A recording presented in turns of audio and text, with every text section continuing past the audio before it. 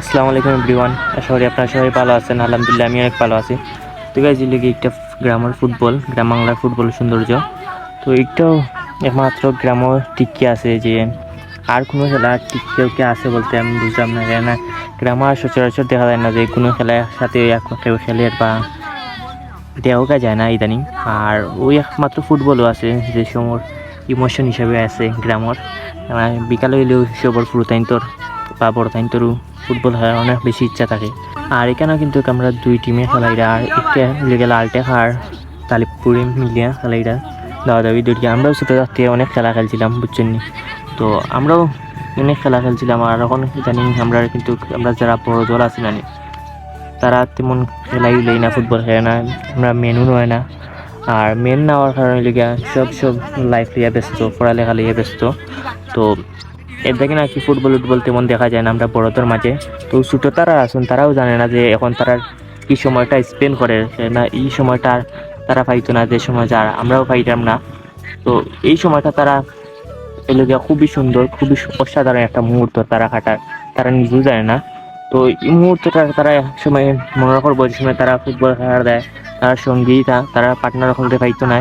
তো ওই সময় তারা মনে করবো যে কি আর সোনালি দিন আছিল, সকলে মিলিয়ে ফুটবলের খেলতাম। খুবই অনুভূতিটা তারা ওখন বুঝেন না হয়তো, কিন্তু একসময় বুঝবো যে কি এক সময় কাটাইছিলাম বন্ধু বান্ধব লেগে। কেন শুরু হয়েছে তারা দুই টিমের মাঝে খেলা, আর তারা দুই টিম কিন্তু খুবই সুন্দর খেলার। আর এই খেলাটা কিন্তু আমি প্রতিদিনও ইয়ে এনজয় করি। এখানে আমার শর্টসও আপনারা দেখছেন হয়তো, আমি বিকালিবেলা ইয়া প্রতিদিন রেগুলার খেলা দেখি।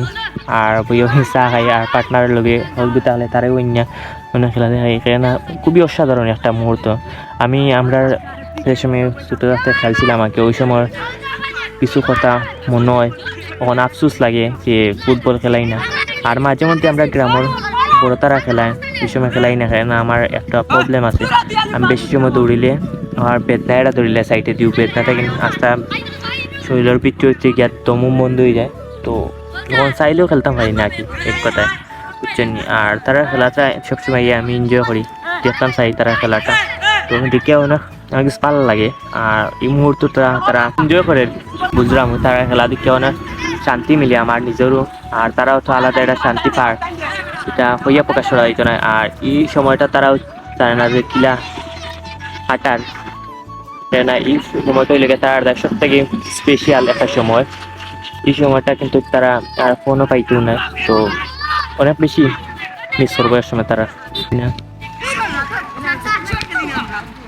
পাক্কা সুন্দর লাগে তো তোমার, আমিও তার ট্রাই করছিলাম বাট পারি না। তো যাই হোক, খুবই সুন্দর লাগে খেলাটা দেখতে। আর প্রতিদিনও রেগুলার খেলা দেখি, তো ভালো লাগে, মনের শান্তি মিলে। তারা এই খেলাটা আমার স্পেশালি খুব ভালো লাগে।